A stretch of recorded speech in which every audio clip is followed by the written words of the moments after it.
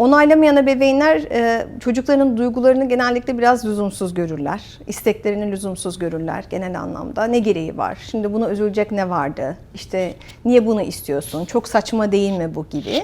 Biraz üstüncü bir bakışla aslında çocuklara bakmak. Kendileri hep yetişkin ve olgun oldukları için çocukları da aynı perspektife getirmek. Çocukken bunu devam ettiren, başlatan ebeveyn tabii bunu gençlik yıllarında da, ergenlik yıllarında da devam ettiriyor. Ve o ergenlik yıllarında bu çok daha ne yazık ki çocuklar arasında uçurumlar açılmasına sebep oluyor. Peki böyle yaparsa ebeveyn ne olur? Bir anne baba. Çocukta yani benim duygularım her zaman aslında yanlış duyguları seçiyorum. Yani bunda üzülecek bir şey yoktu ama ben üzülüyorum. İşte bunda tepki gösterecek bir şey yoktu ama ben tepki gösteriyorum, öfkeleniyorum. Tabii ki bu şu demek değil, çocuğa istediği kadar tepki verme özgürlüğü her zaman olsun. Bir bireyin olduğu için onun da kendisini kontrol etmesi gereken alanlar var. Ama özellikle küçük yaşta zaten bizim bunu ona öğretmemiz gerekiyor. Onu öğrenmiş de gelmiş olmasını beklememiz saçma olur.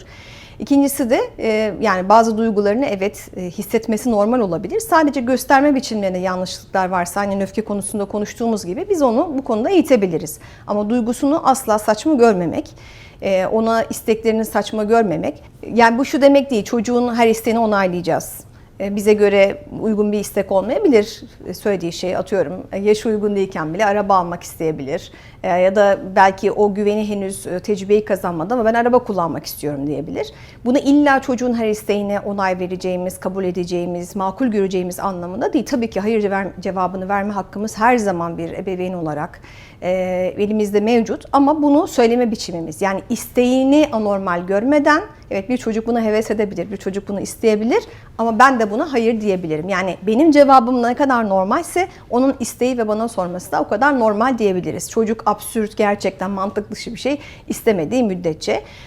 Fakat bu tarz ebeveynlikte ne yazık ki çocukların duygularını anlamaktan çok uzaklar. Hep böyle bir mantık çerçevesinde hareket ediyorlar. İster istemez çocuğun da belli olgunlukta ya evet ya doğru söylüyorsun aslında babacığım, anneciğim ya bu çok saçma diye günün sonunda buna hak vermesini ve anlamlı görmesini gösteriyorlar. Hayır, biz hayır cevabı verebiliriz. Hatta buna rağmen çocuğumuz bize öfkelenebilir.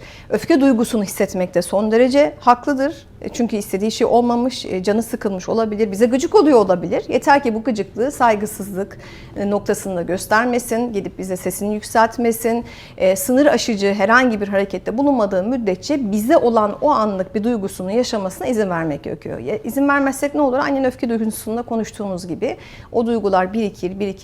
Bir gün ya evet ben hiç mi bir şeyi doğru düşünmüyorum, hiç mi bir şeyi doğru hissetmiyorum noktasına gelebilir. Tekrar söylüyorum, bu aslında yani iyi niyetli bir ebeveynlik algısıyla belki başlıyor olabilir. Çocuğumuz